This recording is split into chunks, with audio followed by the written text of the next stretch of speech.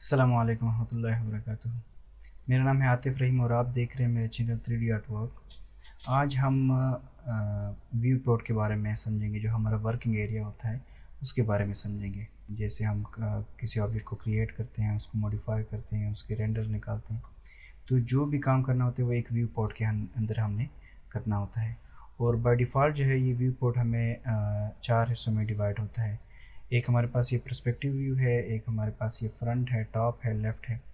और ये जो फ्रंट, टॉप और लेफ़्ट हमारे पास आ रहे हैं, तो इस ये ऑर्थोग्राफ़िक व्यू पोर्ट है हमारे पास, जिसमें हमारे पास एक 3D स्पेस में कोई भी ऑब्जेक्ट जो है वो एक 2D शेप में नज़र आ रहा होता है। और ये जो हमारे पास पर्सपेक्टिव व्यू है, ये एक ह्यूमन विज़न के मुताबिक जिस तरह हमें एक ऑब्जेक्ट नज़र आता है, उस तरह हम इसको यहाँ पे हम किसी भी सीन को व्यू कर सकते हैं। जैसे मैं यहाँ पे एक टी पॉट क्रिएट करता हूँ। ये टी पॉट जो है ये पर्सपेक्टिव व्यू में हमारे पास एक ह्यूमन विजन के मुताबिक नज़र आ रहा है, जैसे एक हम इसको रियल लाइफ में देखते हैं। और यहाँ पे हमारे पास ये एक फ्रंट में नज़र आ रहा है एक 2D शेप में से, यहाँ पे हमें टॉप से नज़र आ रहा है, और यहाँ पे हमें ये टी पॉट जो है वो लेफ़्ट से नज़र आ रहा है। तो दरअसल ये 4 व्यू पोर्ट्स जो हैं ये काम करने में हमारे लिए काफ़ी इसमें ईज़ी होता है कि एक शेप को हम क्रिएट कर रहे हैं तो वो हमें नज़र आता है कि फ्रंट से हमें वो कैसे वो क्रिएट हो रहा है, और टॉप से कैसे क्रिएट हो रहा है, और लेफ़्ट से हमें वो कैसे नज़र आ रहा है, और कैसी ये शेप उसकी बन रही है। अच्छा, हम जब काम करते हैं तो ज़्यादातर हम शॉर्टकट कीज़ यूज़ करते हैं, जिसके के थ्रू हमें काम करने में काफ़ी आसानी होती है। और किसी भी व्यू पोर्ट में अगर हम हैं तो उसको अगर हमने चेंज करना है, मतलब जैसे यहाँ पे मुझे ये फ्रंट नज़र आ रहा है, इसको अगर मैंने टॉप में चेंज करना है तो शॉर्टकट कीज़ के थ्रू हम इजीली हम इसको चेंज कर सकते हैं। जैसे फ्रंट है, इसको मैं टी प्रेस करता हूँ तो ये टॉप आ गया, और एफ़ प्रेस करता हूँ दोबारा तो ये फ्रंट आ गया। जैसे यहाँ पे टॉप है तो इसको भी मैं अगर लेफ़्ट प्रेस करता हूँ तो ये लेफ़्ट व्यू हमारे पास आ गया है। और अगर मैं इसको दोबारा टॉप प्रेस करता हूँ तो टी प्रेस करता हूँ तो ये हमारे पास टॉप व्यू आ रहा है। सेम इसी तरह यहाँ पे भी हम अगर इस व्यू पोर्ट को हम सेलेक्ट करते हैं, उधर लेफ़्ट है हमारे पास, फिर इसको मैं यहाँ पे एफ़ प्रेस करता हूँ तो ये मेरे पास फ्रंट आ गया, और एल प्रेस करता हूँ तो ये मेरे पास दोबारा लेफ़्ट व्यू आ गया है। अच्छा, यहाँ पे बॉटम में लेफ़्ट पे हमारे पास एक व्यू पोर्ट पूरी मेन्यू मौजूद है, जिसके थ्रू हम अपने व्यू पोर्ट को, लेआउट को जो है उसको ऑर्गेनाइज़ कर सकते हैं। मसलन हमारे पास यहाँ पे 4 व्यू पोर्ट नज़र आ रहे हैं, तो अगर हम इस बटन पे क्लिक करके हम चाहते हैं कि यहाँ पे हमारे पास 3 व्यू पोर्ट हो जिसमें हमें काम करने में काफ़ी ईजी हो, तो हम इसमें यहाँ पे 3 व्यू पोर्ट भी सेट कर सकते हैं। यहाँ पे हमने इस मोड में काम करना है तो जिसमें हमारे पास पर्सपेक्टिव व्यू जो है वो साइज़ में बड़ा हो, और बाकी जो टॉप है, फ्रंट है, लेफ़्ट है, ये हमें साथ साथ ऊपर नज़र आएँ। तो फिर यहाँ पे भी हम सेट कर सकते हैं, और इसको हम ऊपर की तरफ ड्रैग भी कर सकते हैं मज़ीद बड़ा करने के लिए या कम करने के लिए। और इसके अलावा अगर हमने एक ही व्यू पोर्ट में काम करना है तो वो भी हम इस तरह सेलेक्ट कर सकते हैं, और शॉर्टकट की के थ्रू हम, जैसे हमारे पास यहाँ पे टॉप आ रहा है तो हम फ्रंट पी ले सकते हैं। पर्सपेक्टिव व्यू पे शॉर्टकट की जो है वो पी है, हम पी के थ्रू हम इजीली पर्सपेक्टिव व्यू में जा सकते हैं। और यहाँ पे पर्सपेक्टिव व्यू से अगर हमने जाना है दोबारा, जो हमारे पास बाय डिफ़ॉल्ट 4 व्यू पोर्ट आ रहे थे, तो उस मोड में जाना है तो हम इस आइकन पे दोबारा क्लिक कर लेते हैं, तो हम यहाँ पे अपने बाय डिफ़ॉल्ट व्यू पोर्ट में आ गए हैं। अच्छा, यहाँ पे हमारे पास इस पॉइंट पे अगर हम इसको क्लिक करके किसी भी तरफ ड्रैग कर लें तो ये हमारे लिए उसी साइज़ के मुताबिक व्यू पोर्ट को की सेटिंग करता है। अगर मैं इसको लेफ़्ट की तरफ, लेफ़्ट टॉप की तरफ ड्रैग कर लेता हूँ तो ये व्यू पोर्ट जो है वो मेरा पर्सपेक्टिव व्यू जो है काफ़ी बड़ा हो गया है, और फ्रंट मुझे इधर नज़र आ रहा है, टॉप और लेफ़्ट। और अगर मैंने ये सेटिंग इधर करनी है तो इस तरह मुझे नज़र आएगा। अगर मैंने लेफ़्ट व्यू पे काम करना है, और अगर मैंने यहाँ पे काम करना है, फ्रंट में ज़्यादा काम, फ्रंट और पर्सपेक्टिव में ज़्यादा काम करना है, और अगर मैंने इसको दोबारा रीसेट करना है तो इधर राइट क्लिक करके मैं इसको रीसेट कर सकता हूँ। अच्छा, कोई भी व्यू पोर्ट जो हमारे पास इस वक्त सेलेक्ट है, जैसे हमारे पास ये पर्सपेक्टिव व्यू पोर्ट सेलेक्ट है, अगर इसको हम एक्सटेंड करना चाहते हैं तो नेविगेशन बटन जो है, इससे हम इसको मैक्सिमाइज़ कर सकते हैं। और इसके अलावा हमारे पास Alt + W है, जिससे हम ज़्यादातर हम Alt + W ही यूज़ करेंगे, जिसके थ्रू हम किसी भी व्यू पोर्ट को मैक्सिमाइज़ कर सकते हैं। अच्छा, हम एक 3D एनवायरनमेंट में काम करते हैं मैक्स के अंदर, तो हमारे पास एक्स वाई और जी के अलॉन्ग हमने काम करना होता है। एक ऑब्जेक्ट को हम क्रिएट करते हैं तो एक्स वाई जी के अलॉन्ग हम उसको क्रिएट करते हैं। तो एक्स वाई जी जो प्लेन है हमारे पास, वो जो जहाँ पे इंटरसेक्ट करते हैं वो ये पॉइंट है जिसको हम ओरिजिन पॉइंट कहते हैं। अच्छा, ये हमारे पास व्यू क्यूब है। ये हमें कंप्लीट नेविगेशन कंट्रोल देता है। जैसे हमने अगर इस टी पॉट का लेफ़्ट देखना है, यहाँ पे हमने इसका फ्रंट देखना है, यहाँ पे राइट देखना है, यहाँ पे बैक देखना है, यहाँ पे इसका हमने अगर टॉप देखना है तो इस बटन को प्रेस करते हैं। वापस अगर हमने इसका बैक देखना है तो हम इस बटन को प्रेस करते हैं। और अगर हमने इसको, ये जो हमारे पास छोटा सा बटन नज़र आ रहा है, ये होम बटन है।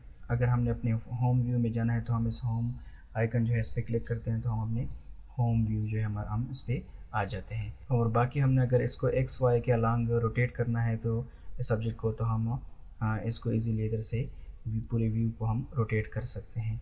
अच्छा, एक बात क्लियर होनी चाहिए, इस व्यू क्यूब के थ्रू अगर हम इस व्यू पोर्ट को नेविगेट करते हैं, जैसे हम बैक पे जा रहे हैं और राइट हो गया, ये फ्रंट हो गया, लेफ़्ट हो गया, टॉप हो गया, तो ये हम इस व्यू पोर्ट को जो है वो नेविगेट कर रहे हैं। मतलब ये कि अगर हमने इस सर्कल को, जैसे मैंने आपको बताया कि अगर हम इस सर्कल को के थ्रू हम इसको रोटेट करते हैं एक्स वाई के अलावा, तो ये हम पूरे व्यू पोर्ट को जो है वो रोटेट कर रहे हैं। किसी ऑब्जेक्ट को हम रोटेट नहीं कर रहे हैं। अगर किसी ऑब्जेक्ट को हम रोटेट करेंगे तो ये ट्रांसफॉर्मेशन टूल के थ्रू हम इसको रोटेट भी करेंगे, मूव भी करेंगे और स्केल भी करेंगे। तो इन चीज़ों को हम बाद में देखेंगे, लेकिन फ़िलहाल हम इस व्यू क्यूब के बारे में जानने की कोशिश करते हैं, समझने की कोशिश करते हैं। ये हमारे पास, जैसे मैंने आपको बताया कि ये होम बटन है।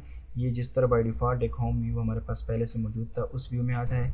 और ये जो हमारे पास पॉइंट है, तो इस पॉइंट के थ्रू अगर हम इसको क्लिक करेंगे तो हम इजीली एक्स वाई जी के अलॉन्ग ऑर्बिट कर सकते हैं किसी भी व्यू पोर्ट को। अच्छा, अगर हम किसी व्यू पोर्ट की विजुअल क्वालिटी को चेंज करना चाहते हैं तो हम ऑर्थोग्राफिक जो हमारे पास ये व्यू पोर्ट है, इसमें हमारे पास ये वायर फ्रेम में बाय डिफ़ॉल्ट है, और हमारे पास जो पर्सपेक्टिव व्यू है इसमें हमारे पास ये स्टैंडर्ड मोड में है। अच्छा, किसी भी व्यू पोर्ट में अगर हम काम करते हैं तो बाय डिफ़ॉल्ट हमारे पास स्टैंडर्ड शेड इन सेलेक्ट है, लेकिन अगर हम इसको वायर फ्रेम में लेके जाना चाहते हैं तो F3 प्रेस करेंगे तो ये हमारे पास शॉर्टकट की F3 के थ्रू वायर फ्रेम में कन्वर्ट हो गया। और अगर इसको हमने एच फेस में लेके जाना है तो इसके लिए हम F4 प्रेस कर लेते हैं, तो इसके थ्रू हम एच फेस में आ गए। ये शॉर्टकट कीज़ हैं, मैंने आपको बताया था, बार बार मैं बता रहा हूँ कि ये शॉर्टकट कीज़ आपने याद रखने हैं।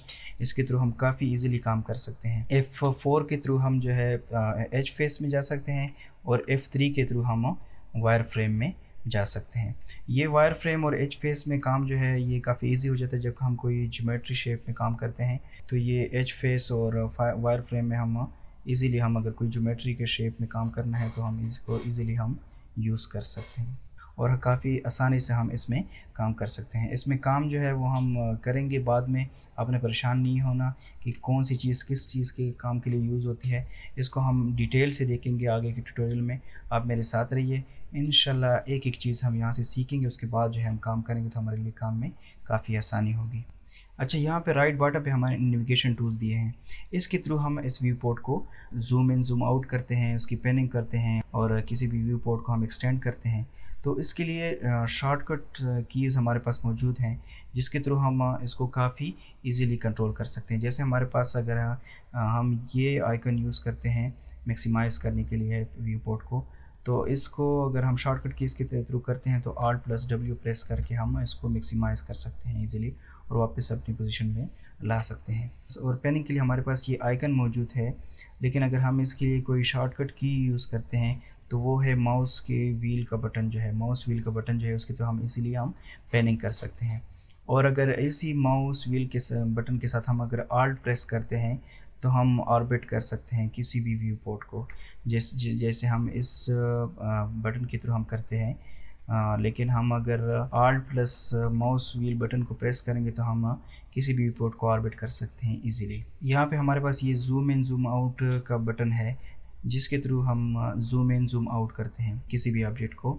लेकिन अगर हम इसको शॉर्टकट कीज़ के थ्रू करना चाहते हैं तो माउस व्हील को अगर हम स्क्रॉल करते हैं तो इसके थ्रू हम easily zoom in zoom out कर सकते हैं। अच्छा, हमारे पास अगर व्यू पोर्ट में काफ़ी सारे ऑब्जेक्ट्स होते हैं, जैसे हमारे पास ये बॉक्स हो गया, ये कौन हो गया, ये हमारे पास ट्यूब हो गया।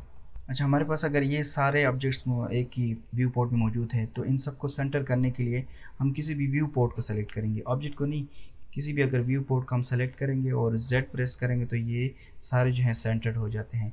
जैसे अगर मैं इसको जूम इन कर लेता हूँ और अभी मैं इस टाइम जेड प्रेस करता हूँ तो ये सारे सेंटर्ड हो जाते हैं। और अगर मैंने किसी एक ही ऑब्जेक्ट को सेंटर करना है तो उसके लिए मैं ऑब्जेक्ट को सेलेक्ट करता हूँ, उसके बाद मैं जेड का बटन प्रेस करता हूँ तो ये मेरे पास सेंटर हो जाता है एक ऑब्जेक्ट। अच्छा, ये हमारा आज का जो लेक्चर है ये व्यू पोर्ट और व्यू क्यूब नेविगेशन कंट्रोल हो गया, इसके बारे में था, जो कि हमने काफ़ी डिटेल से देखा। अगर आपको समझ नहीं आई, अगर आपको कहीं पे भी मसला है तो आप कमेंट ज़रूर कीजिएगा। इंशाल्लाह मैं टाइम पे रिस्पांस दूंगा आपको। एक एक चीज़ को समझिए और बार बार प्रैक्टिस के बाद जो है ये हमें समझ आएगी। अगर हम प्रैक्टिस नहीं करेंगे तो नेक्स्ट लेसन हमें कभी भी समझ नहीं आएगा। और अगर किसी भी टूल को हम यूज़ करेंगे बाद में तो हमें अगर आज प्रैक्टिस नहीं किया तो हमें कल को ये समझ नहीं आएंगे। लिहाजा मेहनत कीजिए, मेहनत के बगैर कुछ नहीं मिलेगा। प्रैक्टिस कीजिए, प्रैक्टिस के बगैर हमें ये कभी भी हम नहीं सीख सकते। ये बहुत ही आसान है। 3ds मैक्स का एक ज़बरदस्त इन्वायरमेंट हमने प्रोवाइड किया है एक 3D मॉडलिंग के लिए, लेकिन अगर हम इस पर प्रैक्टिस करेंगे तो ही हमें ये समझ आएगा। फ़िलहाल के लिए अल्लाह हाफ़िज़। इंशाल्लाह नेक्स्ट ट्यूटोरियल में हमारी मुलाकात होगी। अस्सलाम वालेकुम।